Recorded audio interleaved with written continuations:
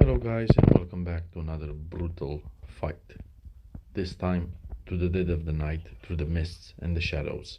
Using a Draugr bow and frost arrows, I'm going to take on an entire village of Fullings. Of course, we're going to use covert tactics and we're going to use everything we have at our disposal. The environment, the weapons, the equipment. We will take some hits, but we will do a lot more damage than we take. So stay tuned with me. Maybe tonight you'll understand why Genghis Khan considered the bow to be the pinnacle of technology during his time.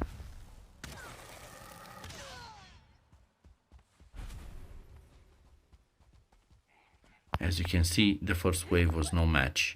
Right now I've encountered some random skeletons lost through the plains biome, and of course I took a hit from one of the goblins. It's pretty hard to see them through the tall grass, especially at night through the mists.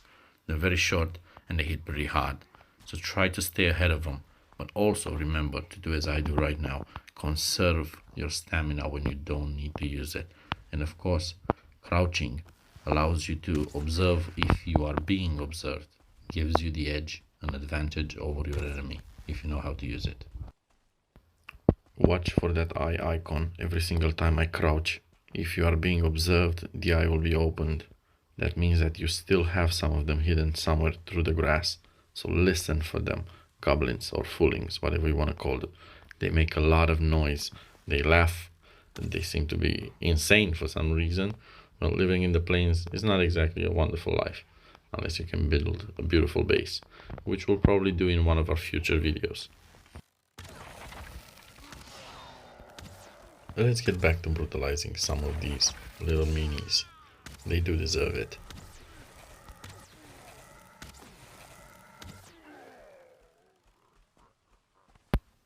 The big one can really take some hits.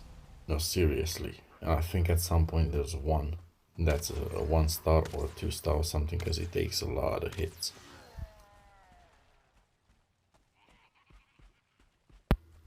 As you can see, sometimes I'm just shooting in the direction of the sound, trying to figure out kind of where they are in the layout of the village. There are some fires, but the fog is pretty thick. So sometimes you can use, there we go, there's a 1-star small one.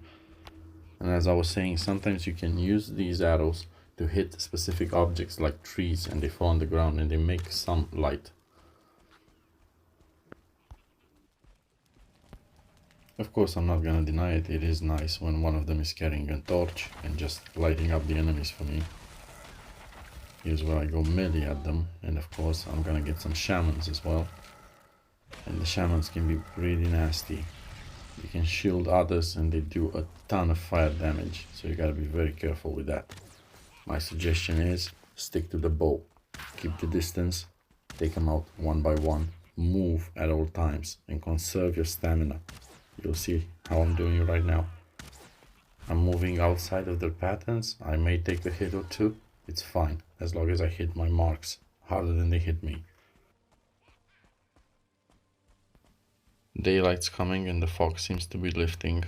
This is gonna give us an advantage, but they can also see us easier. Well, at least I think that the AI in the game is using those tracking lines, and that's how they see you. I think through the fog they're limited in range or something.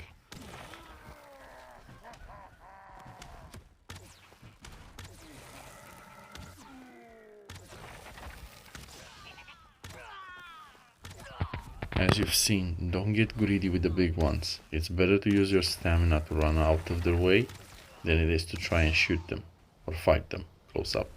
So it's better to get away from them. Don't try to just melee them.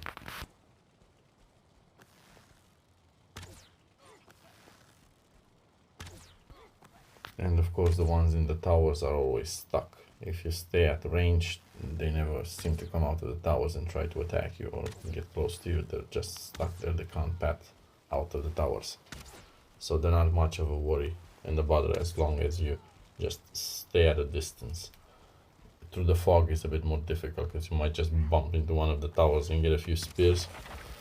That's why you gotta try to figure out the layout before you engage too many of them and pull them in smaller groups.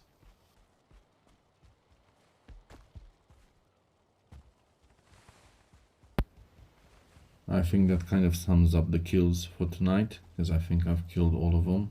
Maybe there's one more left somewhere in a house or somewhere, but I'm not bothered by one. The majority of them are no longer. So yeah, a successful hunt. We've cleared out an entire village through the fog, through the night, using the bow mostly. And I believe that you can learn some things from this, and it shows that it can be done easy, it can be done alone. You get a lot of stuff. Even if you break these things around, you get some extra things. You can even get circling cords from the big fires, the bonfires, as well as materials from chests. I already have all of these materials, I don't really need them. This was just to show that it can be done solo, in the night, different conditions. It doesn't really matter as long as you have the right equipment. You don't even need to have the highest tier of food. As you can see, I'm not equipped with the highest tier of food.